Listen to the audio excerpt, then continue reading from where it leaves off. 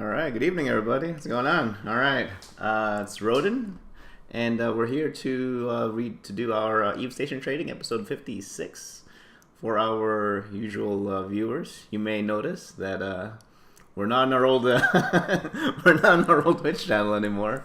This is actually our first broadcast with Imperium News Network. Yes, finally, we made it, team. We made it. All right, so for those who aren't familiar with what we do, basically we go over the markets, we do some predictions / suggestions, and just focus on market-related items, industry-related items, and a lot of the social stuff that goes along with that, to be honest. I started off doing articles, actually, like almost 2 years ago now. And it's basically evolved into streaming, which is really, really cool. I'm really digging it. So with that being said, pretty short intro. You know, it's not a whole lot to it. We're a pretty simple guy. We're a pretty simple crew. All right, we'll go ahead and basically jump to this thing. The first thing we do, so kind of like the format of how we do this. Basically, it's a weekly show, and we go over predictions, and we review our predictions for accuracy for the following week. So the first thing we're going to do right now is go over last week's predictions and see if how accurate it was. What's the ULI Federation? Oh man, so that's my alliance, man. So we're actually Legacy Coalition. We're not that big as an alliance. We live in Immensity. Pure Carnage asks, how does Goons Online, the Keepstar, affect the market? I haven't checked yet, personally. I've been doing some other items in game right now, like just kind of doing a lot of courier stuff, courier contracts. So I haven't seen the full effect of the online Keepstar yet. I think it's not that difficult to assume what's gonna happen. Just saying, but we'll see. I'm actually not all that prepared for it, to be quite honest with you, because I've been doing a lot of small jobs for my corp right now, as far as doing courier contracts and things like that. That's my main kind of shtick in my corp and alliance. It's actually being the jump freighter guy, and I use that kind of as a platform for my marketing, to be honest. But it kind of revolves around that, along with, of course, that kind of traditional Jita trading as well. So we'll see. Hopefully, we can actually report on that. I was trying to feed you an easy question. I just don't have an answer. I haven't checked it. I haven't checked it. I don't know. I don't know what's up for sale in there. So that's a good whiff, I guess. All right, so we'll go ahead and get started with what we looked at last week. We called a buy on cadmium.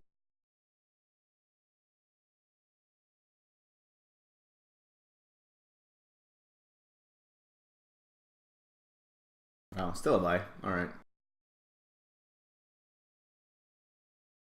That Donchin, man, I don't know. All right. So we called a buy last week. Let's go back 7 days on this.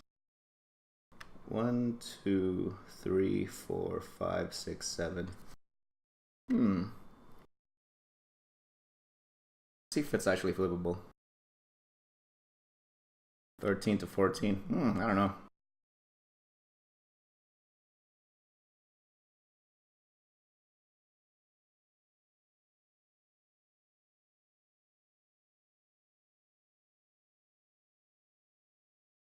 Well, 5% that's actually not bad.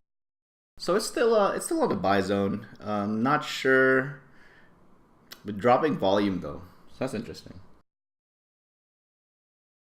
Could be the beginning of a sell-off. Vegapunk asks, when you look at the graph, what are the important information? What do you look for? Okay, that's a good question. So that's probably good to break apart what we're actually looking at, right?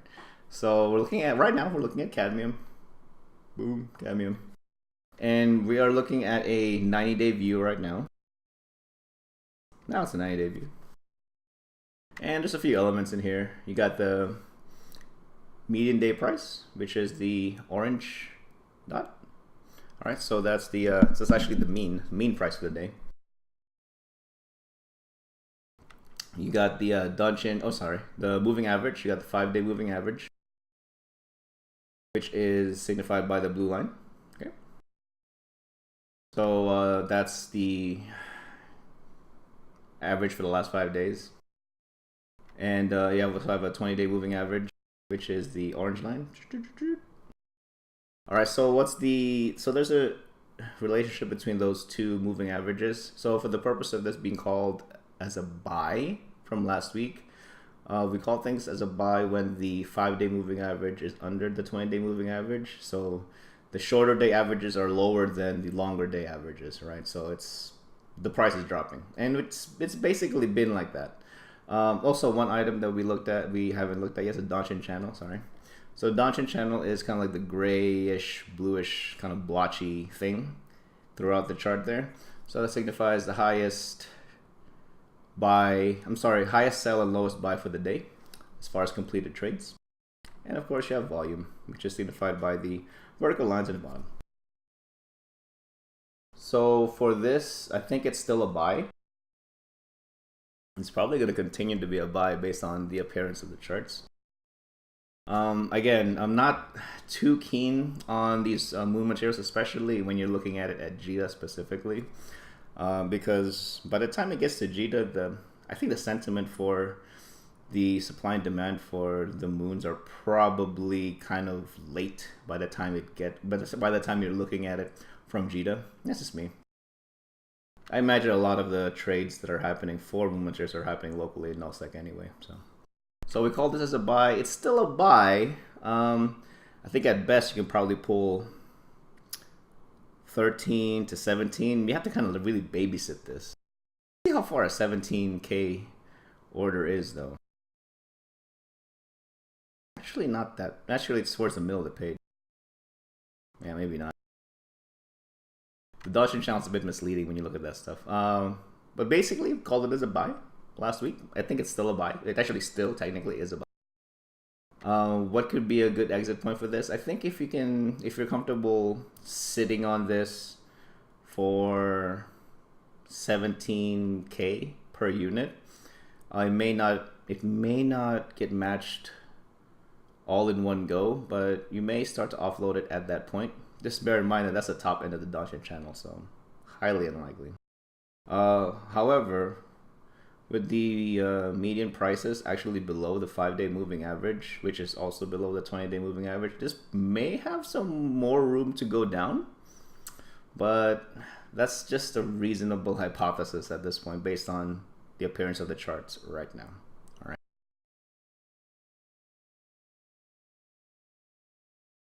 All right, so that's cadmium. Another thing we looked at for a buy from last week was dysprosium. We've called Dispro a few times before. Almost always as a buy, I think.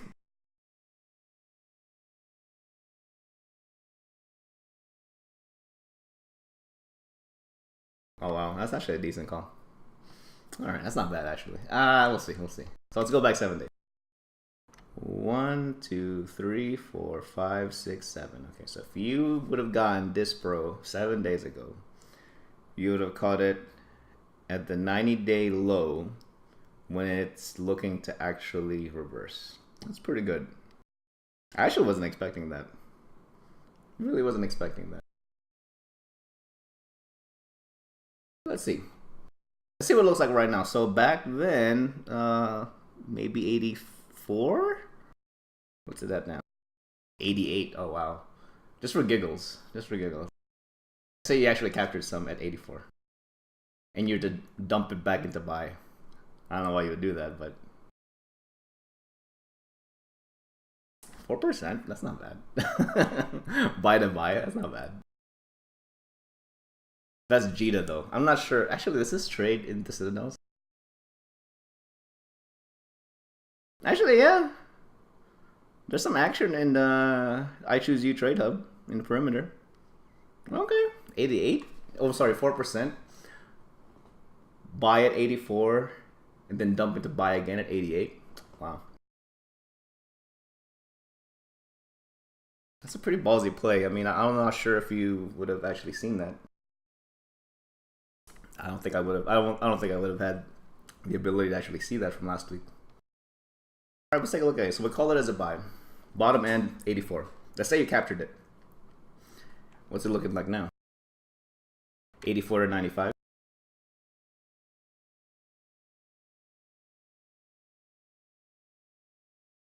It's 13% gains. Pure Connor says, is 4% even worth it considering Aerith owns the market? It depends. I mean, what does 4% mean to you? You're the one making the trade. I mean, it's cool that Aerith makes the calls. We get that. Is it worth it to you? Is it worth it to you as the guy that's putting up the money? For some people, it is. For some people, it's like, it's the beginning of the play, right? Yeah, it's a personal journey, man. It's cool. So for some people, it's worth it. It really is. For some people, they'll be more than happy to eke out 1%. Some people are like that. That's not me. But me personally, I wouldn't do buy to buy. No way, man. No way. I stick to the concept of buy to sell, if anything. Or buy the material, build something with it, and then sell it. Right. But you'd be in good shape right now. With a 13% gain in value before taxes. And it looks like it's about to break through because of we got the mean day prices going above the 20-day moving average right now. Yeah, it's about to break through. If anything, maybe create a higher trade channel. Maybe. I'm not sure where the bottom end of the channel may be. It may be right at 84, but it'll probably start veering upwards, to be honest. All right, I think that was a decent call. I'm not sure how long of a play people would normally sit on this. Can this go back up to like 110? Let's see where 100 falls. Actually, you know what? 100 is not even that far down into the page. Pure Carter says asset safety starting to wear off. I'd like to believe that. I just don't have any evidence to actually talk about it intelligently, but I get the feeling, yeah. I mean, the whole asset safety thing, that was pretty much unprecedented, right? So hopefully somewhere down the line, maybe someone could, with the correct information, actually be able to tell everybody what the heck happened. That would be nice. That would actually really, really be nice. Yeah, 100's not even that far down the page, man.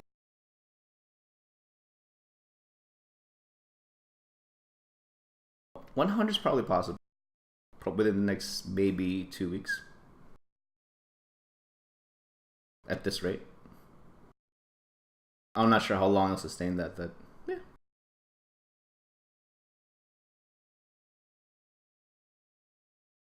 Alright, so that's the that picture right there. This Dispro picture. Alright, we looked at all the racial taupes last week too. Let's take a look. I don't think anyone picked up. I'll be surprised if any did.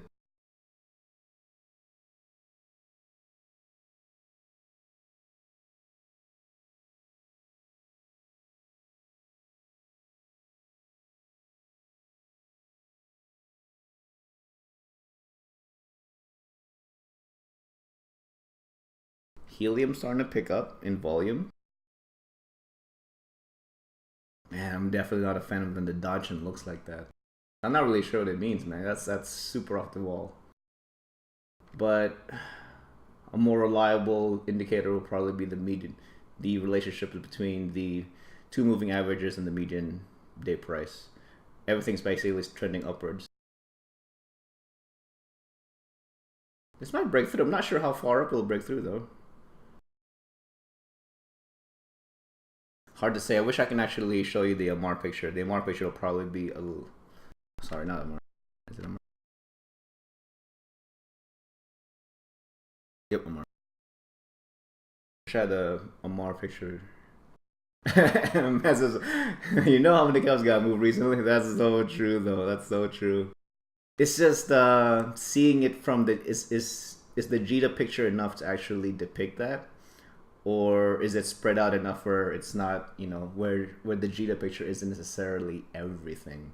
So that's one thing about seeing markets even with JITA, especially with how nullsec is now, even from like, our out of the way region in Immensity, what happens in JITA isn't necessarily indicative of how the markets actually behave in small regions. So you're gonna have to use your judgment. Yeah, you honestly just have to use your judgment. But based on this, it's increasing in value. This may be a super late indicator. Pure Connor says the Imperium moving hasn't had time to trickle to JITA. Yeah, I'm not sure how long typically it does do that, but for me as a JITA person, just those late, or not necessarily late, but those very telegraphed movements. With some experience, you can kind of know what to trade and when to buy and sell things. You just kind of have to be keen on what the actual on-field demand is, right? So everybody has this kind of idea of what's good to buy, what's good to sell, but not many people really know when to pull the trigger on those things. I'm not even that keen on it yet, to be honest. I kind of run a different operation, to be honest. I'm more like a service guy at this point. All right, there's some potential in helium isotopes to be played in JITA. All right.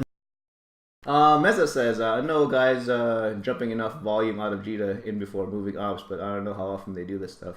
Yeah, like even me as a jump freighter pilot, like I buy my fuel like in bulk, and I usually don't have to buy with any more frequency than 4 weeks. And I'm just one guy. I'm just one guy with the jump freighter. If you can imagine like a guy with multiple cap outs. All right, hydrogen isotopes, still a buy. Holy, that went deep too. There's not a good play on this. Wow.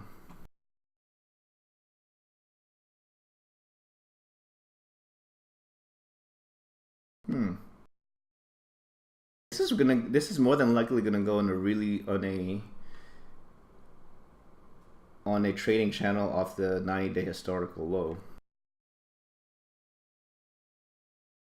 I mean, it's a buy opportunity, but I'm not sure when you'll be able to cash out on this, if it's even worth it to hold on to it. If you're a long-term guy, they may be a play on hydrogen isotopes for you, but I'm not sure how long-term is at this for this picture. The picture may be different in other hubs, but this is what the JITA picture looks like, at least. Not looking. Yeah, I'm not. That doesn't look appetizing at all. That doesn't look appetizing at all. Nitrogen. It's unpredictable, man. Just straight trade channel. Straight up trade channel. I mean, is it flippable? One thing to look at with trade channels is can you play off of it? 900 to 942. 4%. 4% with volume. You definitely have to do it off of a low tax hub. If you have the volume and you can just have stuff, you just have like tons of it. And you just don't want to do like, it's almost a super passive play, but there's a little bit of meat left on the bone there if you're willing to take the little meat. Yeah, sure, why not? All right, let's look at oxygen. Still trending downwards, really. Oh, okay.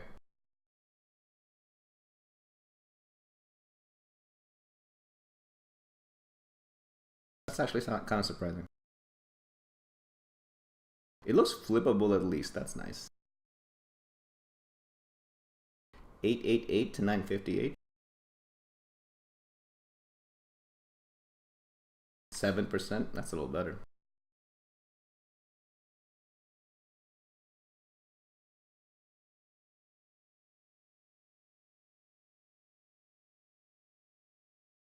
The one thing with playing with stuff that even actually is flippable when it's on a downward slope, it doesn't stay flippable within that range for too long.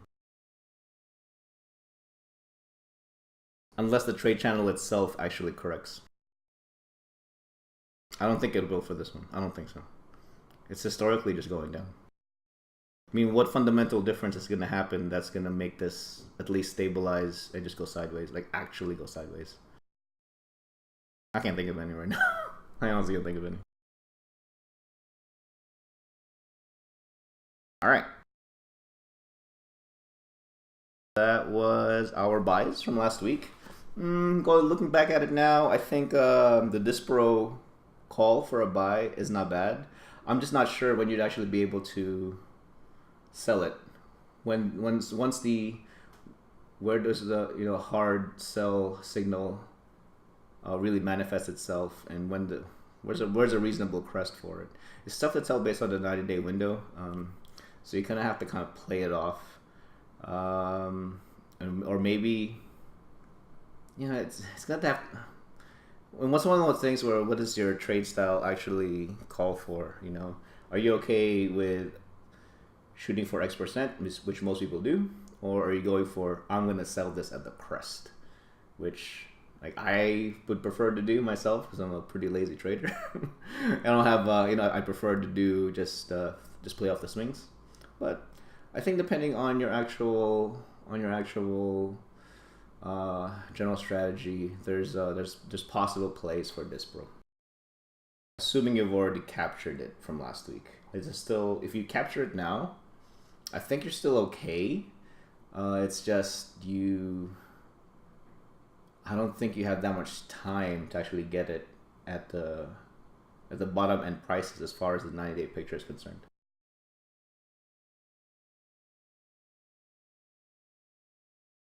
All right, let's take a look at the sells from last week. Got Scandium.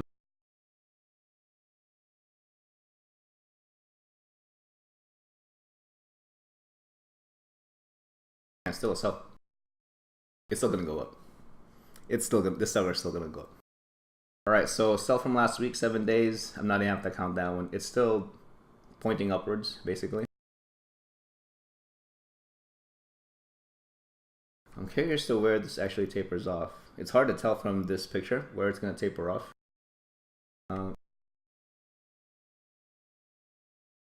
Pure Carnage says, so 100 dudes are going out and hammering those 3 things blindly now.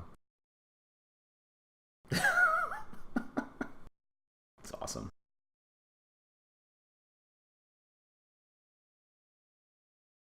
I'm not sure where this is going to taper off and actually stabilize into a trading range. The trading range, I bet you, if you let this play out for another 2 weeks, it would surprise me if the new buy gets close to 3K. That'd be something. And the volume's pretty steady throughout this whole movement. So it's straight sell action. That's interesting.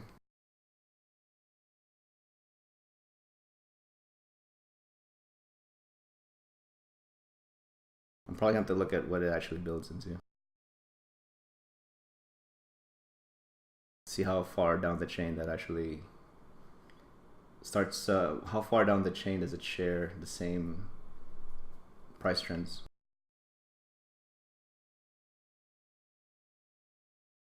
So kind of an opposite problem when you're trying to. Well, at first, let's see if it's flippable. It looks like it is.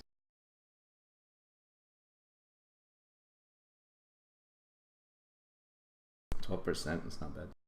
That's really good. The only thing I would say is when you place your buy orders, the buy orders are going to get super, super competitive with this trading upwards. So you get into this race of...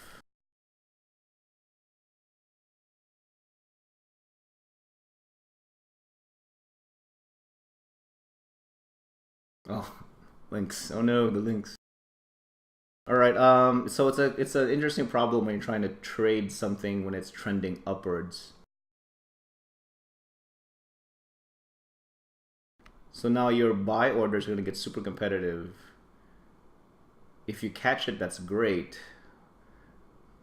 But how much time do you have to actually offload it when it's trending upwards? Because there's going to be some people are just basically um, placing more sell orders on it.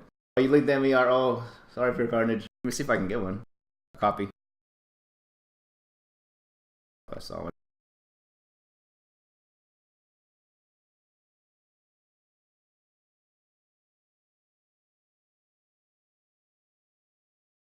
Oops, sorry, I don't have a copy on hand.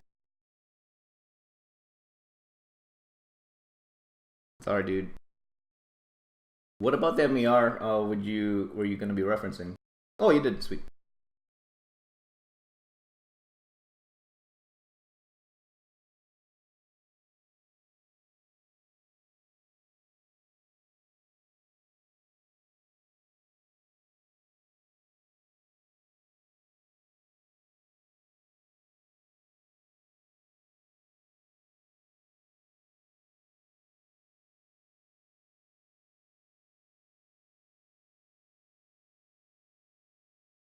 Not see it, man.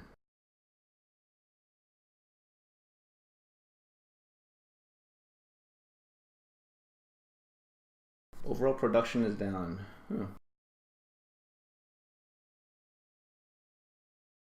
I have to look into that. All right, so that's a Scandium picture. Let's carry on. It says we got, oh damn, we're 30 minutes deep into it already. So I'll call this as a cell. Still a cell. How long will it be a cell? I don't know. It's probably got a little bit of juice left though. But when it does hit its trade channel, starts going sideways, it's probably gonna be quite sudden when it does happen. So do be careful when you're actually trying to capture it at this point. Like me personally, I wouldn't. I'm pretty cautious when it comes to placing my buy orders. Like I wouldn't place buy orders for Scandium now. It's especially in a manic phase like this. Nah, I'll pick something else. That's just me. All right, we called a sell on Caldari Navy issue.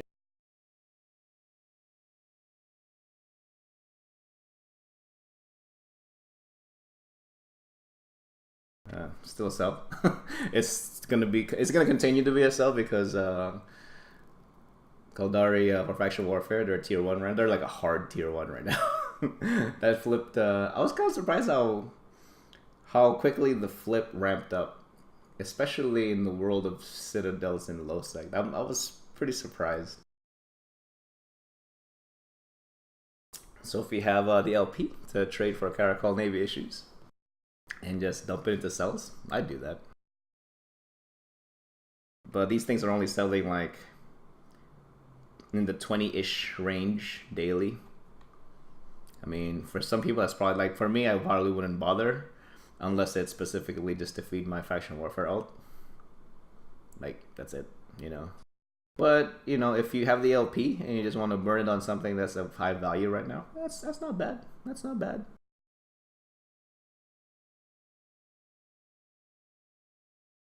Same thing with the actually, would you flip this?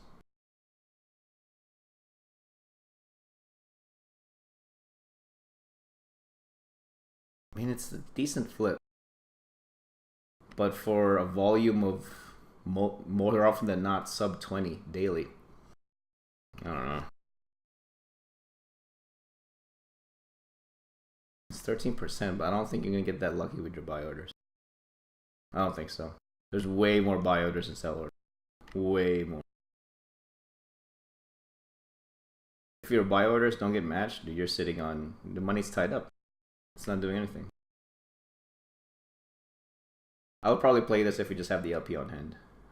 As a buy, as far as placing buy orders, I don't think you'd be that successful. Not at volume. Not at volume. I wouldn't think so.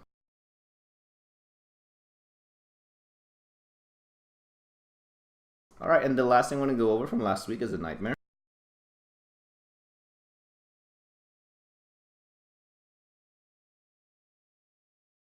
I love trading this thing, man. This and the Mac, so good.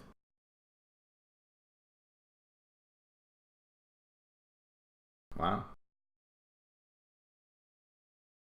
I'll still sell.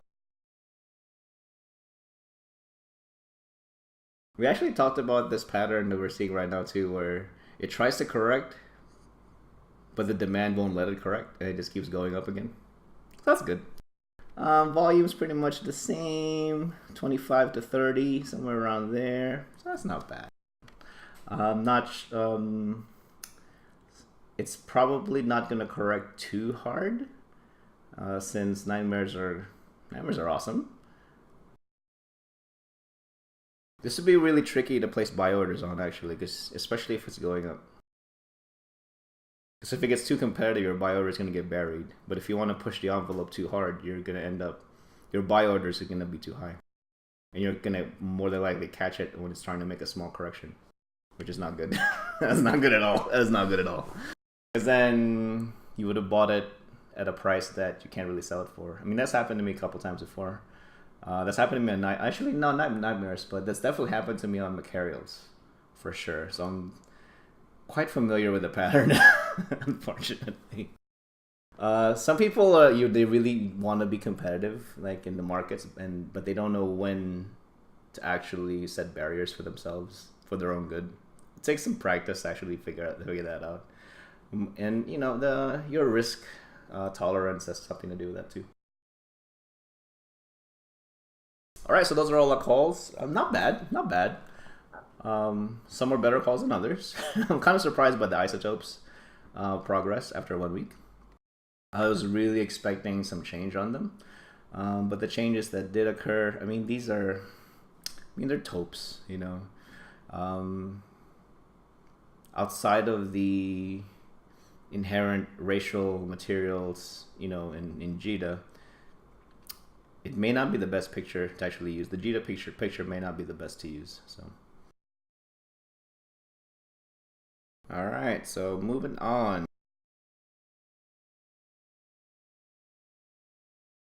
All right. Some just quick updates. Last week I was talking about resuming my capital builds in LoSec. I'm gonna be done with the lift that I'm building tomorrow. I'm gonna try to sell it on station, right on Basgrid. See how well that does. But if it doesn't sell in a timely manner, I'll probably just ship it over to where I'm at, and I know someone will buy it. Like I know someone will buy a lift. Not a big deal. Right now, I'm actually kind of poking at the idea of selling it directly to a corporate alliance mate. I'm okay actually. I'm kind of just trying to get cash, to be quite honest.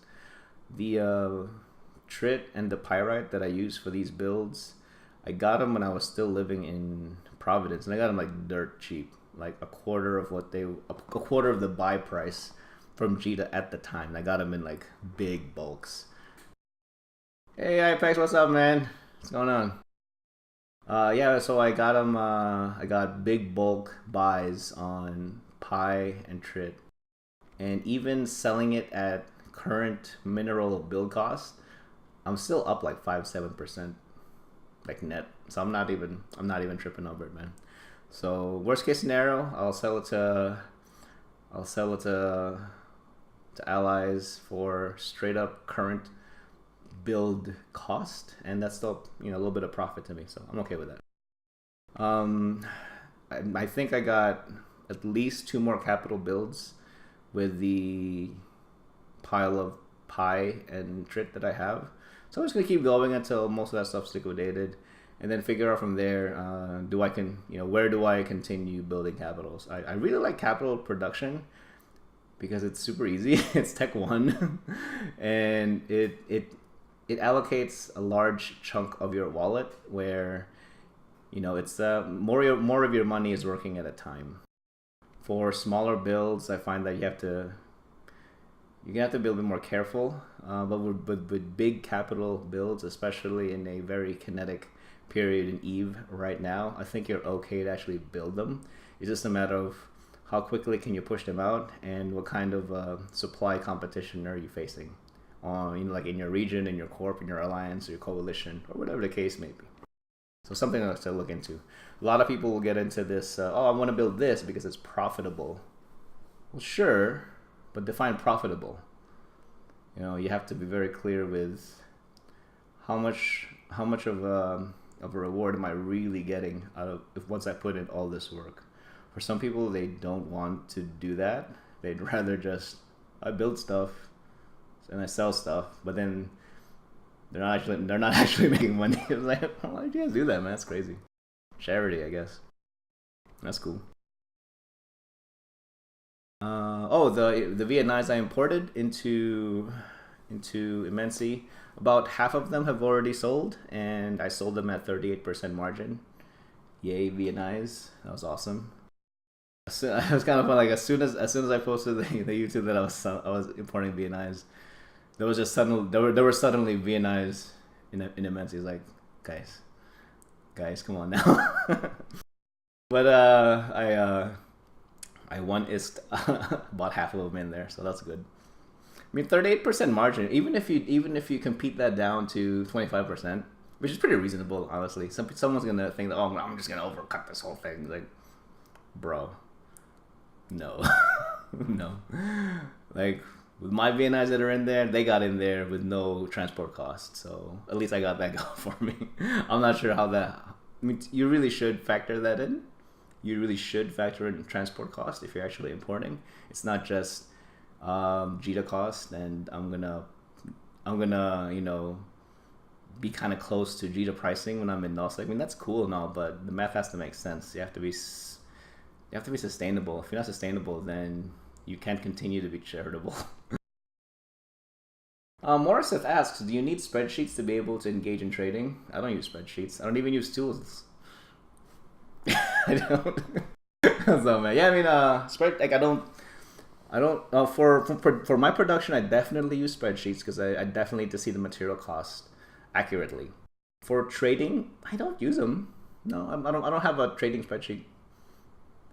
Even when I was, because I kind of, yeah, I don't use them because I work with round numbers. I don't really need to. And I don't trade in such large per item volume that I can't just refer back to my personal wallet to look at the pricing. Some people may need to if they're using like multiple tunes to trade and they're maxing out all these things. And yeah, you probably will just to keep track of things. But me personally, at my scope, I don't need them. So I'm more of a service guy. IPEX says, what real life background you got in trading? I trade like in real life, yeah. I don't have a big I don't have big funding, it's just personal trading, a few thousands. But I started a while ago, and I continued my studies in trading, and then doing it in EVE, and it works very, very well. The same principles actually work, with a little bit of twist on the fundamental analysis side. Attack of the Tack says, sheets are not necessary to trade. I agree, but makes things a whole lot more organized. Yep, definitely, especially in regards to your scale. In my scale, I don't really need it. If I ever find myself in a position where I'm needing sheets for trading, I'm probably trading too much. If I'm trading too much, I'm probably missing out on other opportunities. Just saying. Like same station, or like JITA trading, like the concept of JITA trading. I mean, that's cool, but if you take that concept and kind of expand on that scope to include various regions, include like nullsec, and incorporate production in there, the picture gets a lot bigger, which is nice, but everyone kind of starts off and focuses on like the one ISK thing in JITA, which is nice. I mean, mechanically it's super simple, right? But once you expand from there and start incorporating like organizations or your own organization or other people, it gets a lot more fun, and you get to see, I think, bigger pieces of the picture as far as EVE goes. At least, even in my scope, I'm not seeing a whole lot. I'm really not, because I don't play with the big boys like that. I'm just a dude, and I'm just a dude in JITA, like trading planetary interaction stuff, man. That's all I am. All right, so those are stuff that's going on with me. I haven't had a chance to actually do more imports because I've been super busy with doing courier contracts. Honestly, with my courier contracts, that's my a key source of my income. That's for sure, courier contracts. So for you jump fighter pilots out there, you know what's up. IPEX says, I think real life experience helps a lot in EVE. I agree.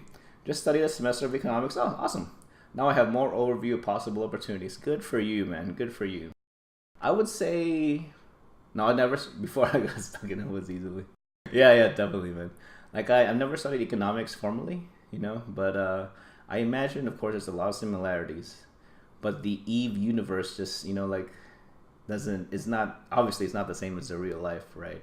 Because things in Eve don't deplete. They really don't deplete.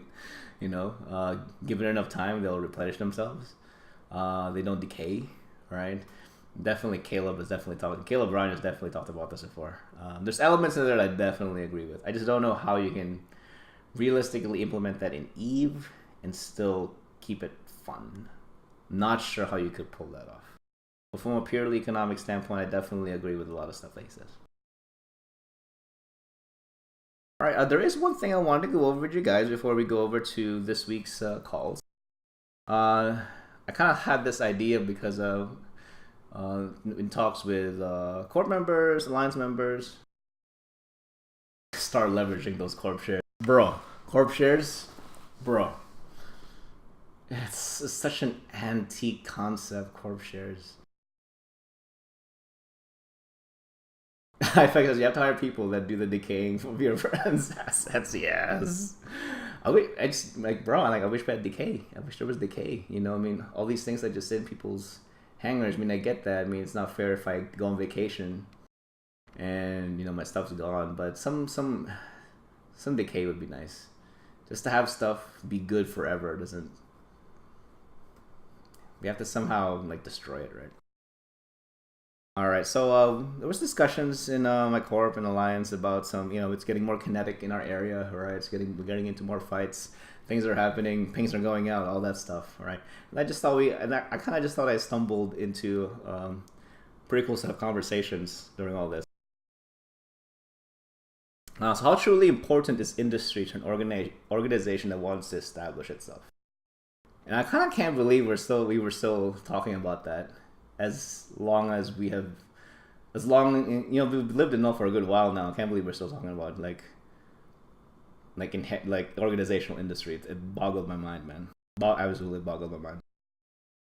How truly important is industry to an organization that wants to establish itself?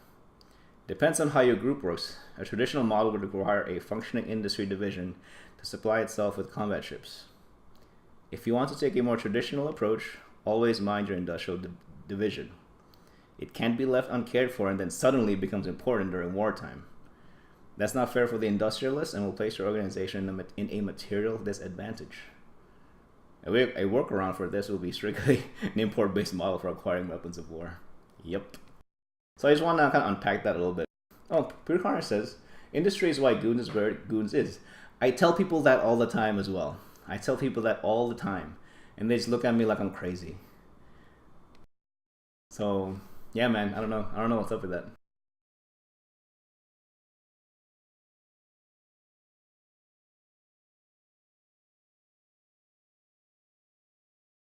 So going back, let me unpack what I just mentioned there. So my corporation, Startide Industries, we're definitely an industrial corporation. We're in YF Alliance, Eli Federation Alliance. And just as things are getting more lively, more active with content, things like that, and then the concept of local industry showed up again.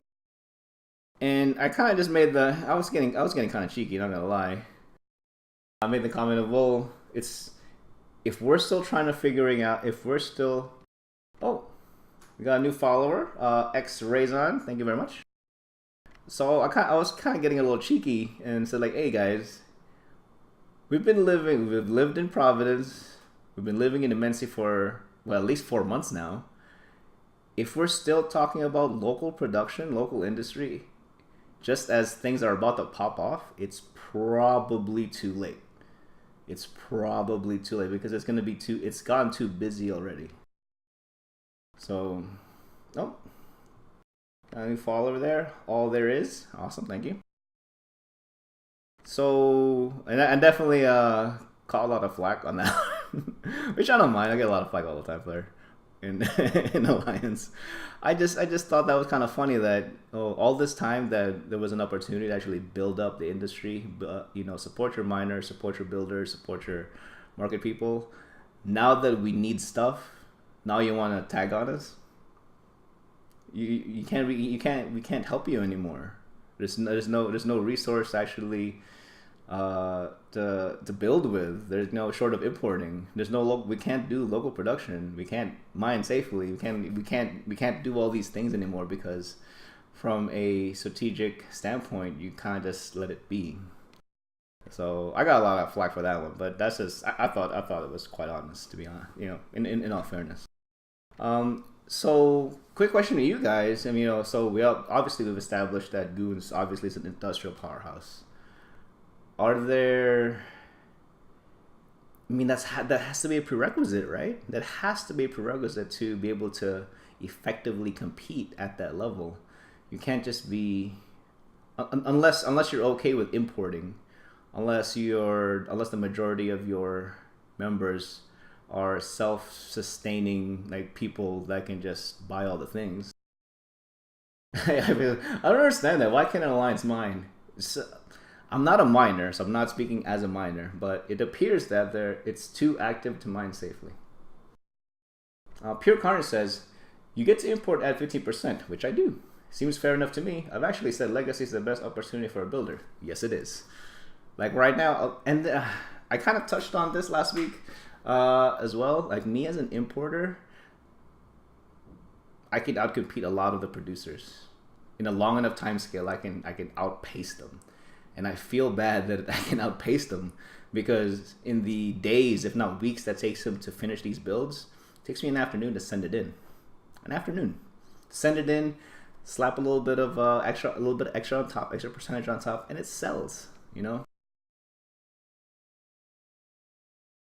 IPAC says, legacy. I'm not sure if that's directed to me or Pure Carnage, but yes.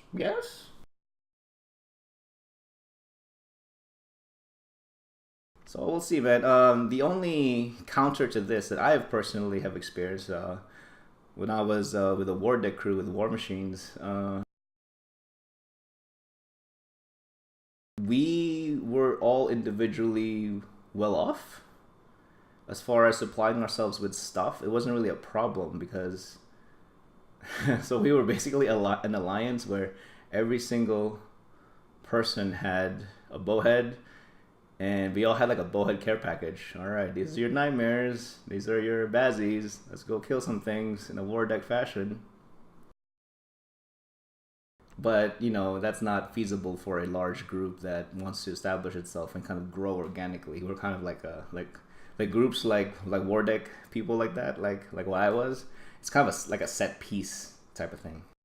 Beer Carter says Goons is saturated with builders. Titans go for 52 billion. Hells, sub 14 billions. Nixus can be found under 15. Oh my god. That's crazy. But hey, man, if the supply is that much, and demand's kind of low, right? I mean, it's one of those things. But the fact that they can do that, that's pretty cool. That's actually really cool. Keltola says, Titan Hall, 40 to 45 max in Delve. Oh my god. I wonder how much is profit on those. On those price tags, or is the concept of profit a little different in Delve Online? I don't know.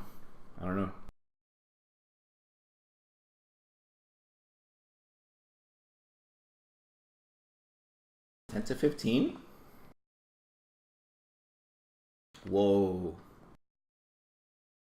I'm not a build like that, so you guys are throwing like crazy numbers at me right now. Crazy numbers. Wow, that's pretty astounding, man. That's super astounding. Wow, I actually have nothing for shield time. That's pretty crazy. Except for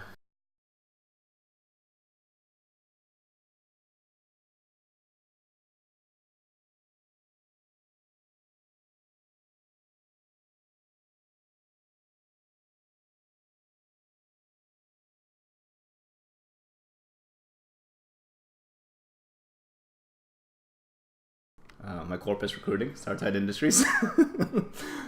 We are predominantly an industrial corporation in New Life Federation Alliance. We live in Imancy. Sorry guys, I wish I had material for this. We'll be out for real recruiting though. We're always looking for people. A little bit of everybody. We'll at least take a look at everybody. You know, I think we're right now definitely. I think it's about 50-50 for us right now between combat folks and indie folks, and like market peoples. So good. But if you're interested, do look us up. All there is recruiting, no math required. Oh no, it's a spy. It's the spy. All right. Yeah, that's man. I actually kind of have like a market story that went really, really bad for some people, but I don't have all the details, so I'll definitely talk about that next week. Hopefully, more of the details fleshed out. But I'm kind of curious whether I was actually unknowingly involved in this. I don't think I am. I'm almost certain I'm not involved in people losing like a couple $100 billion. I'm pretty sure. If I was, man, I'm not sure why I didn't know about it. But I'll look into it, see if I'm involved. Because I myself have actually lost money, but I got my money back. I'll talk about it next week, guys. I don't have all the details yet. I don't have all the details. But I'm kind of surprised, actually. Like, I saw a little bit of chatter on that, like, and people weren't even all that butthurt about it. Not really. A couple $100 bill. People aren't even. They didn't even bat an eye, man. I was surprised people didn't even bat an eye. I was super, super surprised. Well, it is what it is. All right, so let's carry on with our picks for the week. A lot of these calls are kind of super predictable, but some not so much. All right, we'll start off with a very predictable call: buys on excavator mining drones. If you have the money, man, place buy orders now. No, like for real.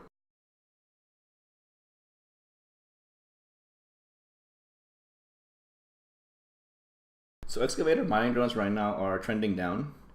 And as far as the Donchian channel range is concerned, it's looking to actually cross the 90-day low. So, like, I wouldn't buy this now, but just it's one of those, like, be prepared to buy. But the time to probably be competitive with your buy orders, that time frame is going to be quite short. It's still got room to go down. So let me explain why. So everything is basically trending downwards. We got the 20-day moving average trending downwards. The 5-day moving average trending downwards. The Donchian is getting wider on the bottom end, or longer rather, on the bottom end. The median mean price is also trending downwards. I don't think it's hit bottom yet. I don't think it's hit bottom. I think you can comfortably get this for 900 million. Comfortably in about 4 days. You can comfortably get excavator mining drones for 900 million. Steel Horse said, it's okay, I snagged a free 3 mining drones from CO2 a week ago. Yes. Steel Horse asked, so is it worth buying the other 2 for 1 bill? I guess depends, you know, like what's the value of 1 bill for you, bro? Like what's 1 bill mean to you? I would, if it was me, I would place buy orders for 900 mil right now, which someone already has, right on the dot, 900 mil. Good man. Good for you, sir. You know how to play you. Even if you catch one, right? Even if you catch one at 900 mil, its normal trading channel is like above, is between 1 billion and 1.1 billion anyway in the last 90 days. So catching it sub 1 bill, but like 900 mil solid, dude, that's a steal. 900 mil solid is a steal, and I think it's totally possible. Like I would print, like that's one technique that I do a lot, is like place my buy orders to where I think it's gonna flatten out. It takes a little bit of experience to figure out where that is, especially depending on the item. But placing a buy order of 900 million for excavator mining drones is not a bad thing to do. Not a bad thing to do. It's pretty reasonable that you'll get it, assuming you're actually quite active with maintaining your orders. I think that's totally fine. let's say you did get it 900 mil, which is very feasible to get based on how the chart looks right now. Sell it for 1 billion and that's your 10%. Ooh, Skeptic Dar guy. Subbed. That's what's up. 41 months. Awesome. So that's a decent 10% play, guys. It's just do you have the money to actually hold into buy orders for excavator mining drones?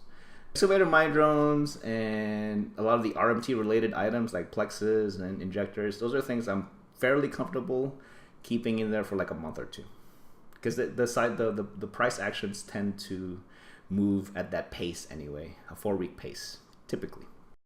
All right, so that's our first call for a buy. Excavator mining drones. Next was crystalline carbonites. I was a little bit surprised at this one, that this was actually a buy, until I saw the elements that made it up.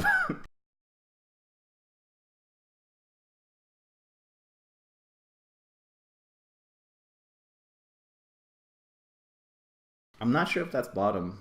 That's actual 90-day bottom. Something tells me it's not. Something really tells me it's not. So let's actually break apart the chart right now. So we're looking at a 90-day picture. We're seeing the both moving averages trending downward. We see the mean price trending downward. We see the downtrend channels getting longer on the bottom half. Okay. I just don't think it's actually the bottom.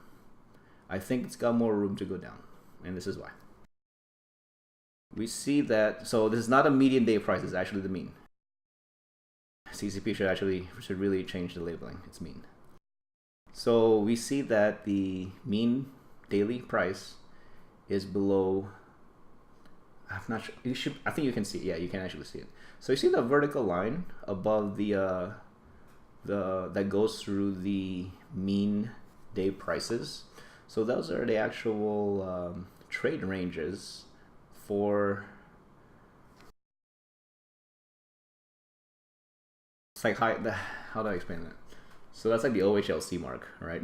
Open, high, low, close, sort of, kind of.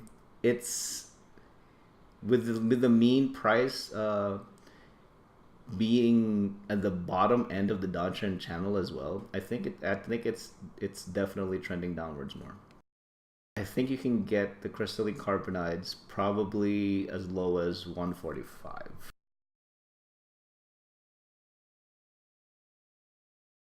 If you don't get it at 145, like in the next 5 days, it's probably gonna start going sideways. So that's kind of like,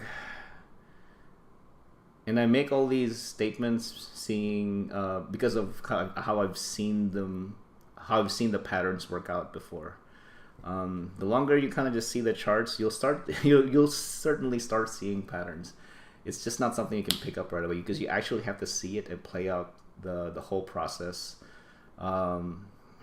It takes a bit of experience, but something tells me one of two things is gonna happen.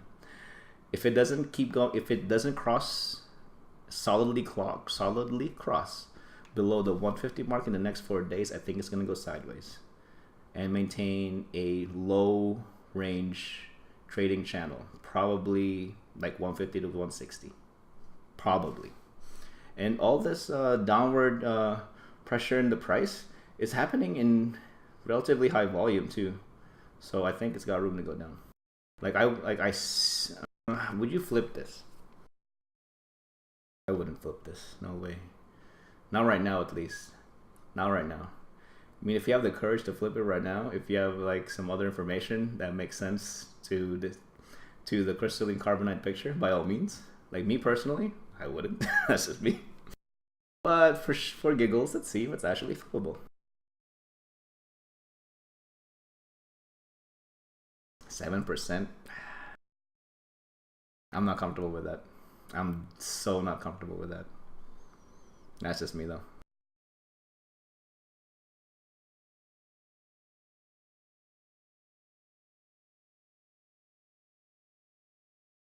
All right, that is the crystalline carbonite picture. Next one for buys is ceramic fibers.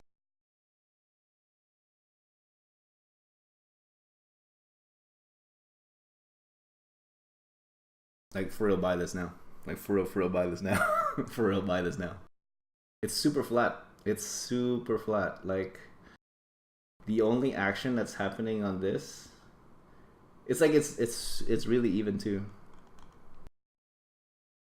When the mean price like literally sits on the 5-day moving average, it's so like right now based on this picture, you actually can't determine which ones are completed buys and which ones are completed sells.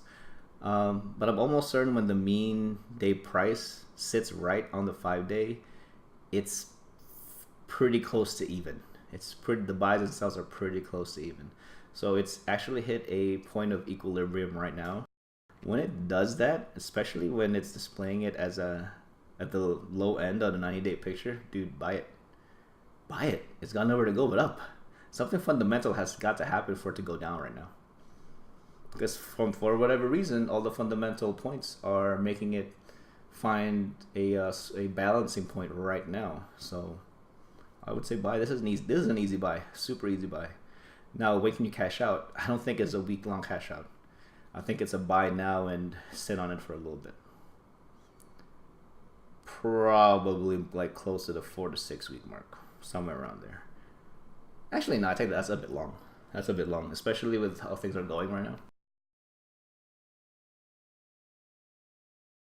You can probably get back up to 600 in like 3 weeks, if enough destruction happens, which it probably will. But actually, I don't know. We'll see. 3 weeks is probably a good ballpark for you to hold it. 551 to 559, yeah, that's not tradable. So that's definitely a straight up buy. I would buy it. I would buy it.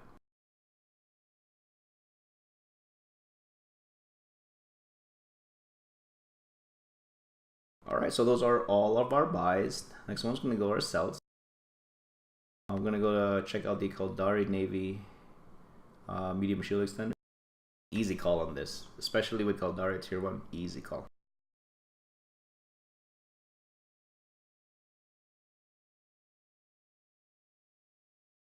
For buying into Caldari LP, this is definitely a mainstay item that gets traded. The Caldari Navy medium shield extenders continuously gets used as a platform for exchange for LP and ISK as far as Caldari LP is concerned. It's just one of those things. It's like the VNI. It just happens to be a module. So I'm calling this as a sell right now, because now I wouldn't say flip it. I definitely won't say flip it. No, 11 to 13. No, not that volume. I mean, you could. There's just enough meat in the bone, right? It is sitting on a trade range anyway. 18%. I just don't know how actually stable that is throughout the day.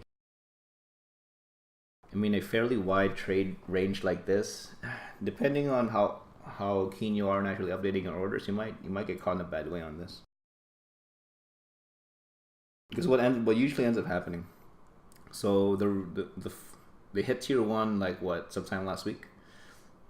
It's gonna ride high for a while, and then it's gonna stabilize. So if you're not updating your orders regularly, you might get caught buying this when it's high. So IPEX says, what does flipping mean? I'm sorry, when I say flipping it, what I mean is placing buy orders, having your buy orders met, and then selling those same items on the sell side of the table. So buying with buys, selling with sell. That's what I mean with flipping it. I would do this if you already have the LP sitting. If you try to flip this, I think you're gonna get caught in a bad way if you don't finish the whole action in like 5 days. I think you're gonna get caught in a bad way. I've definitely gotten caught in a bad way on Caldari Navy medium shield extenders. Just saying. That and the medium price is starting to get down, so it's probably starting to trend downwards to find a more balanced point relative to Caldari being tier 1.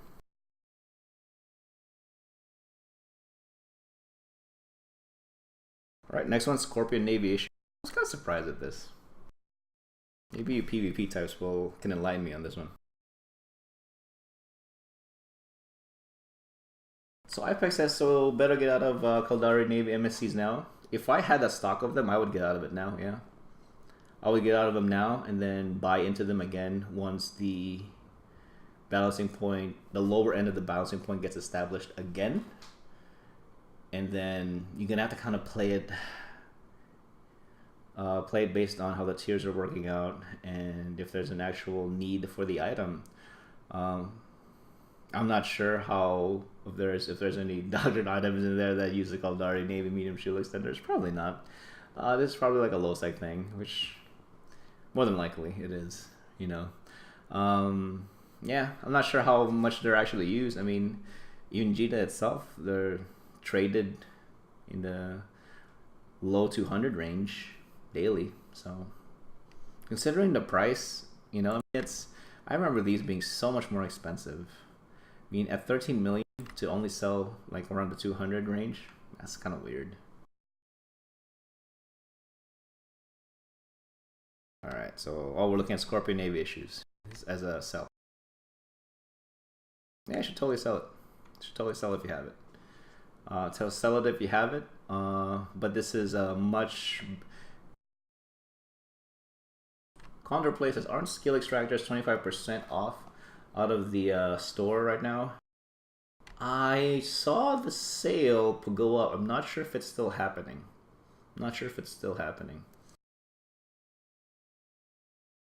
Let me look at the launcher. That's something you'd see in the launcher, right?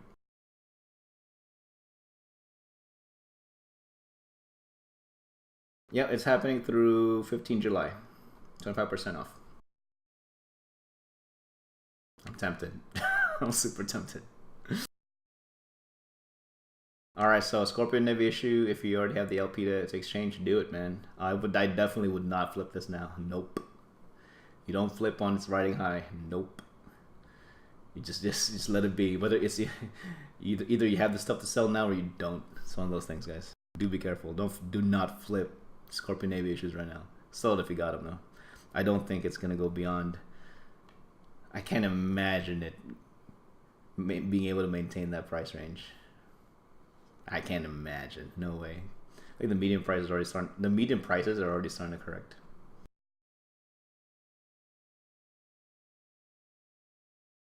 Let's look at injectors real quick. Or extractors, rather.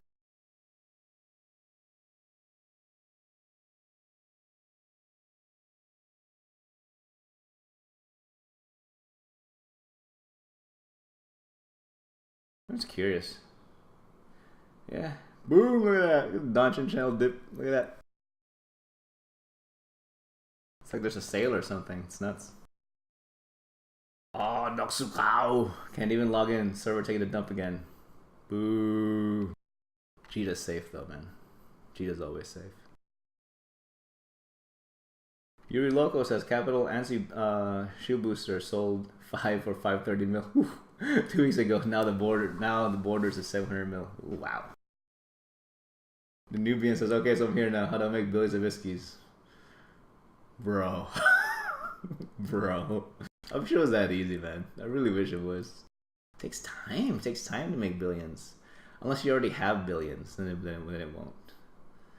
It's all relative to how much your bankroll is, right? Because you got to put something up, right? Whether either it's a bankroll or a real life skill or time or something like that. Or something you have to be able to give something up. So that's a clear signal for buy orders, right? Isn't it? It's a bit late.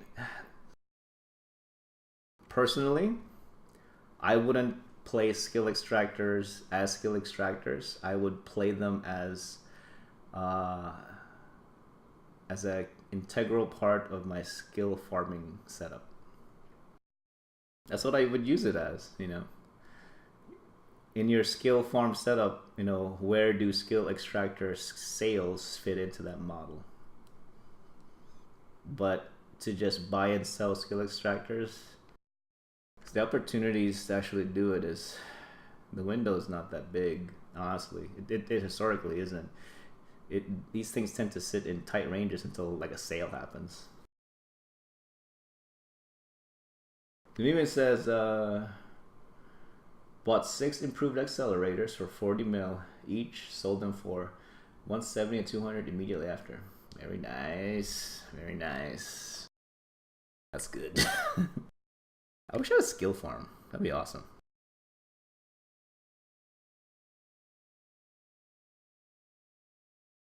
Alright, the next item here. Alright, our last item, integrity response drones. Man, I miss calling PI items, man.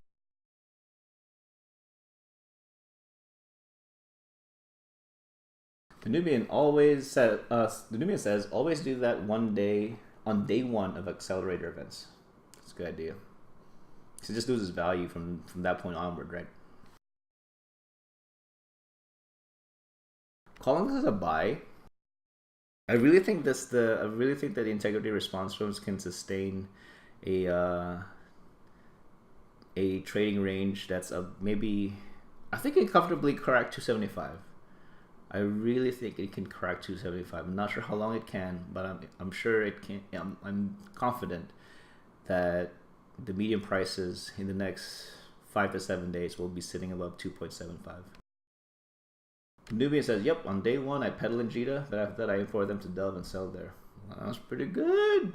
They don't take a lot of room. That's pretty good." Yeah, I think the integrity response runs are definitely doing a slow climb. You can already kind of tell that the buy and sell price is getting tighter. It's getting tighter the buy and sell prices are getting tighter as the averages are going up. So that's a really good sign of sustained increase, like for real genuine demand.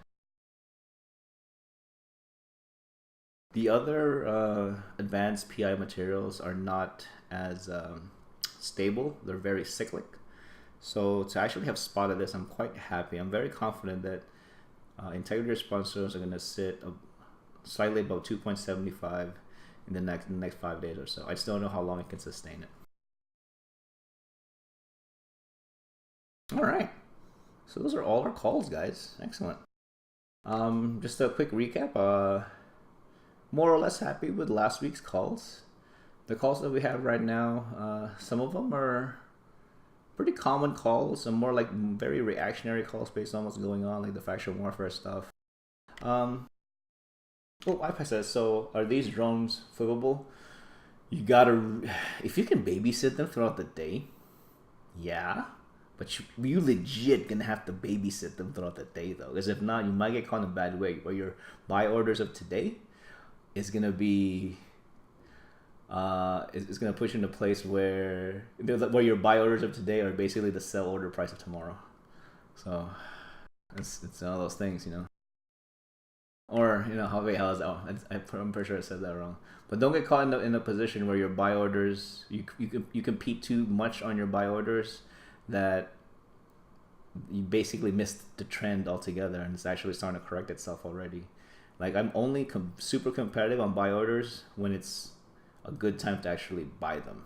When it's a good time to sell them, I kind of should have been more prepared, right?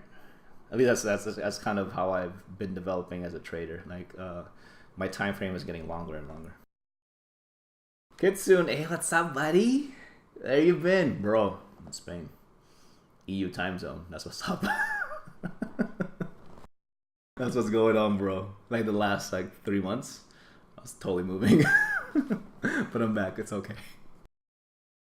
Yeah, but thanks for the questions, guys. I'm glad I was able to actually describe how I see the things, how I see the charts. Really, really important. So this is my first time actually streaming for INN. Super excited. I am so glad that a lot of people here are actually, back and forth through the chat. Love it. Awesome. Haven't seen the uploads. I've only uploaded I've uploaded the last 2 for sure. Kitsune. And of course, same thing. Hey, Madaro. And then Mad's nice. It's nice in here, bro. It's nice. This is actually my easiest session of streaming ever. Like legit. Legit. Strovolos, oh no, you missed it. For those of you guys that missed it, I do actually put this on YouTube for posterity, and so that for better tracking of the calls too, um, and just to see, sometimes the calls are play themselves out long enough where even seeing it, 2-3 days later, still kind of makes sense. The opportunity to actually get them at those buy or sell prices may be a lot shorter by then, but at least you kind of had an idea of how we got to that hypothesis. I think if we can, learn the markets in a way where not so much where you're no longer asking what do I buy and sell, but more of what should I be looking at in a general sense, and then I myself as an individual player can determine what to buy and sell. I think that's a really good place to be. If you can find yourself being in that place consistently, I don't think you're gonna have ISK problems. I really don't think you're gonna have ISK problems. And hopefully we can all get there together. Some people will probably get there a lot faster than others, which is fine. It happens. I myself, I do all these things, but I'm actually more of a talker of it. As far as what I actually do, this is a small part of what I actually do. The majority of what I do is actually providing services. That's actually my main source of income, is providing services, like market type services to people. That can mean a lot of things to many people, but trading is starting to become more mechanical for me, and I'm actually expanding into working directly with people with different skill sets in the context of markets and trade. So that's kind of where I've been shifting my efforts in. That's something I definitely want to talk about for sure. It's just I have to be clear. It's how to put it out there. I think the best way that I found to actually put out that kind of information is actually the news. What does that even mean? So vague. I know. I actually can't give too much information on it, but maybe I can divulge some of those items through a very terrible market story next week. Where people lost money, apparently. And I may have been cause of it. Maybe, who knows at this point? I don't think so. Could I have stopped it though? Who knows? I don't know. I'll have to ask around. I don't think I was a catalyst enough for all those losses. I don't think so. I'll give you one there is to service me. I was for real thinking about actually going back into doing investments for people. I just don't have the time. I really don't have the time. I mean, at one point I was working with, it was almost 20 people. I had the funds of like nearly 20 people with a few billion apiece. But that was a lot of work, bro. That was a lot of work. IFX says we will track your hints beginning next week. Perfect. So that's why we actually have to do these shows with a fair amount of consistency, so that we can start developing patterns on these items, patterns, and also relationships between one set of items to another. You'll see it like in the long, like after these 50+ shows, like things I kind of start seeing it. It's just difficult to communicate that as I'm seeing it on the charts, because a lot of those things are just hidden in the toolbox, and it takes some time to actually put it out. Jammax says, thanks for the stream. Are you checking every item one by one, or do you use a website to see a price? I actually don't use any tools, Jam. The only tools I use are what you see in game. I know that sounds weird for a trader, but that's honest to God what I do. Because I don't want to put too much effort into it. Because I think I'm gonna miss something that's super basic. I think I'm gonna miss the I prefer to know an item and know it well versus use a tool that pops out an answer of trade this from here. I just find more enjoyment in figuring it out part is the fun part for me. IFX says, so you said that those IR drones will go up. I believe they will. What is built out of it? Will it go up? Let's see. So the integrity response drones can build these things. Will they go up? It depends how much of the material cost is linked to the integrity response drones, right?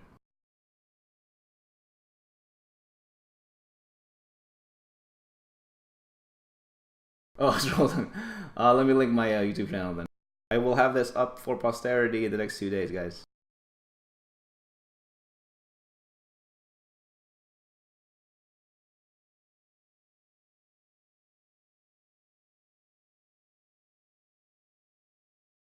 So this is my channel, and I actually been putting in all of the shows in there.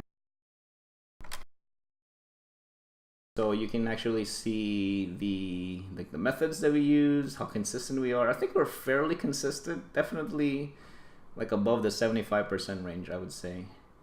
But then that's within the time horizon that we're looking at, which is 90 days. If depending on how you actually trade, that may not make sense to you. So you're gonna have to kind of figure out what makes sense to you and apply methods that would be better for that particular gameplay method. All right, guys. So do I have any Awesome, thanks, Rovelos. So right now, do I have any expectations for next week based on the calls that we have? Not at this time.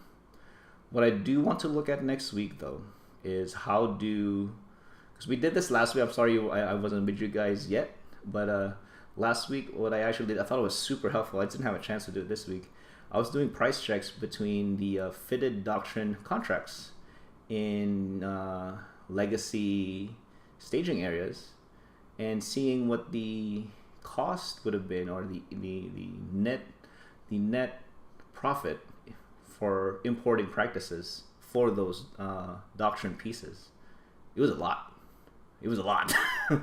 Like me as an importer, I mean, a fair amount of my income comes from being a drum fader pilot and importing.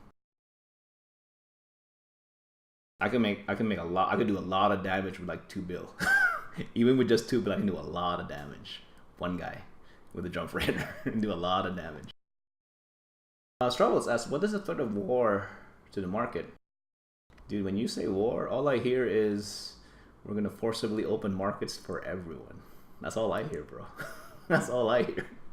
But what to do specifically, it really depends on how you actually interact with the market. Are you interacting as a single kind of like in the shadows kind of guy, or do you actually work with your corp? Do you actually work with your alliance? Are you actually someone that is known to be a seeder in your coalition? All those things really do play into what set of actions would make sense depending on what part of the war you're in. Viewers, I think you mean all you hear is dumping to your wallet. In a way, yeah, because I know at wartime, my friendly production guys can't compete against me.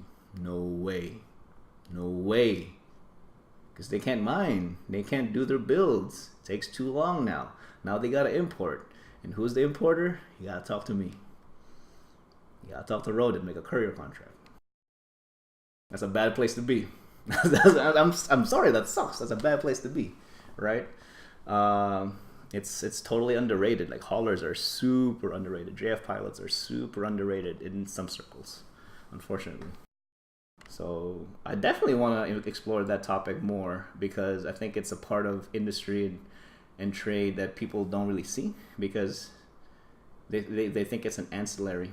So now Larry's like, and I do all the time. There you go, man. Yeah, man. Like, being a hauler in nullsec, dude, you're kind of somebody. Not gonna lie, man. You have a lot of power. Most people won't bother to get to a jump freighter. Just saying. Struggle says, wormhole, just get angry emails once in a while of traders, and then I drop my nanite paste below market price to get rid of it. Oh, that's dirty. Super dirty. Super dirty. It takes so much effort to make nanite repair paste, man. Like, for real. Like, based on that PI chart, oh my god. Like, doing it from scratch. Oh, jeez. It's nuts. Alright, so for next week, what I'd like to do, what I would like to share with you guys, basically updates on the legacy market specifically, because that's kind of where I'm at.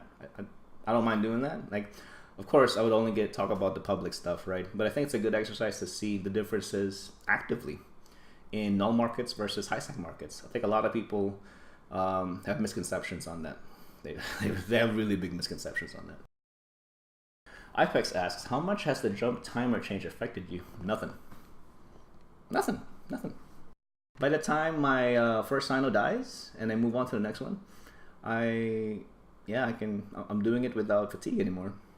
As long as I wait for the sinos to go down, I can go forever. But that's the key. You have to wait for the sino to go down. So that's like the cue. Sinos down, light the next one. Sinos down, light the next one. That's it. Other capital is a different story though.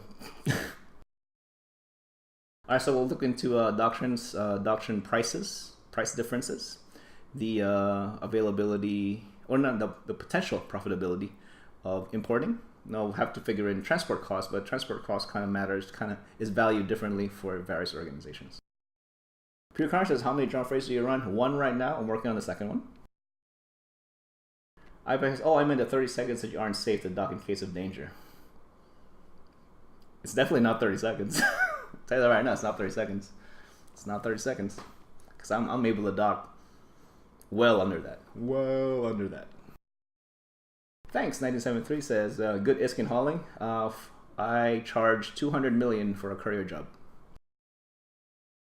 That's 3 mids. People pay. Because I'm fast. if you put up a courier now and you contact me directly, it's a really good. As long as I'm not working, as long as I'm not actively at work, I'm actually like, even like first thing in the morning or something like that. It's a really good chance I'll be able to fulfill your courier needs in a 12-hour time frame. And people pay because they want their stuff. Services, baby, services. 460 million Vegeta, get out of here. How long does that run take me? I mean, I'm all tapped out. I'll be honest with you, man. As soon as the jump fader hits it and it's docked, I'll tap out. Because I've already set up my sinos to be like, all right, oh you're dead. I'm just gonna log you the next one. Oh you're dead. I'm gonna log you the next one. Seahorse asked, that's for a full load? No, that is not for a full load. I'm gonna charge you whatever it costs for fuel, because the fuel will get spent whether you want me to move 1 M3 or 358K M3.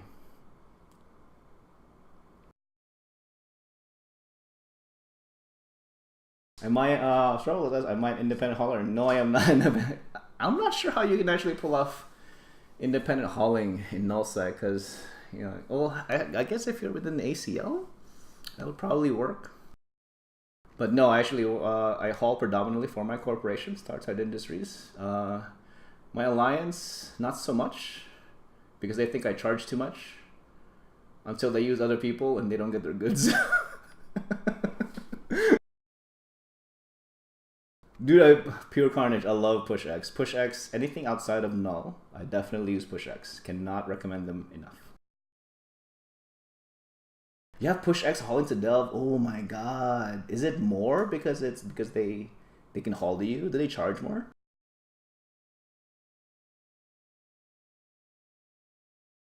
I don't live in Delve, but I'm not like. So when I make these couriers, I don't take them all the way to Jita. Nearest low sec, baby. Nearest low sec. Same rate? Really? Oh my god, I gotta move to Delve, bro. That sounds sexy. That sounds super sexy, man.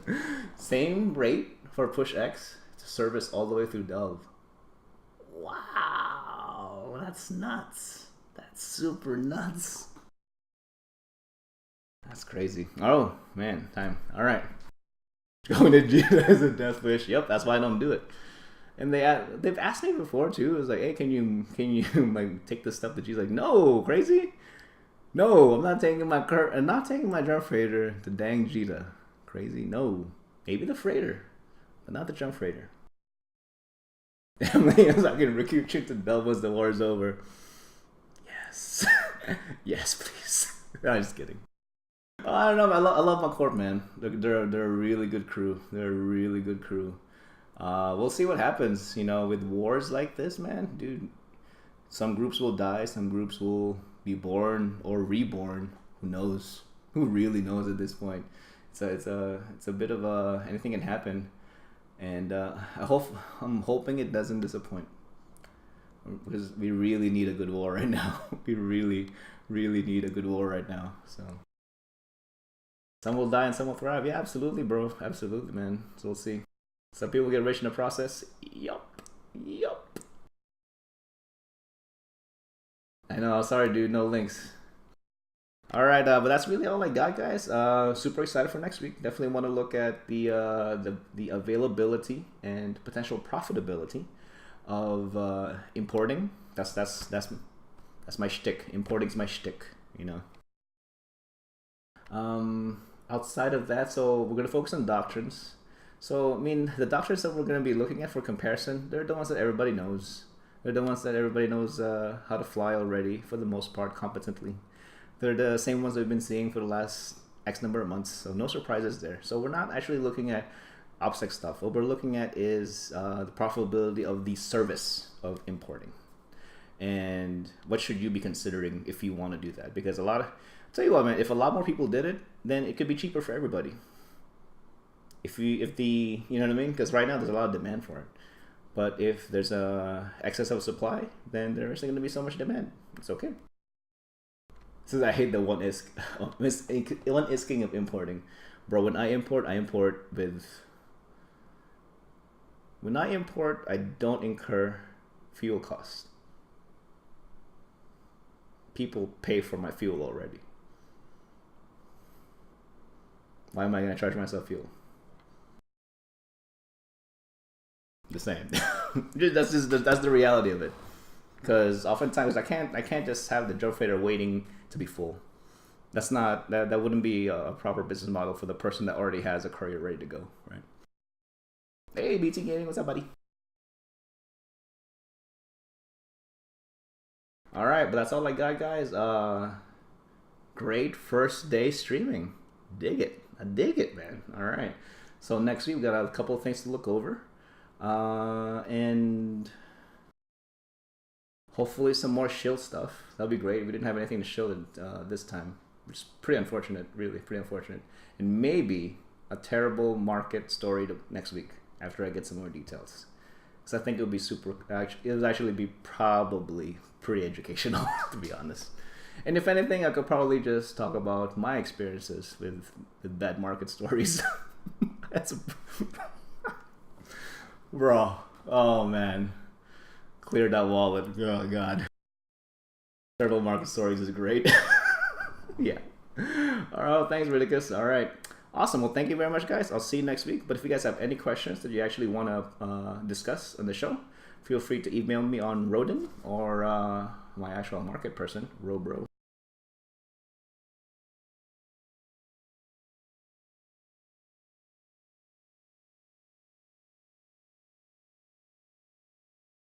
All right. Thanks, dudes. I'll see you next week, and hopefully with more things to talk about. And the calls probably are going to be pretty vanilla, to be honest. In big demand periods like this, they're actually quite vanilla. It's more of a timing is going to be the key. But we'll all discuss that next week. Awesome. Thank you very much, guys, and I'll see you then. Thanks for tuning in.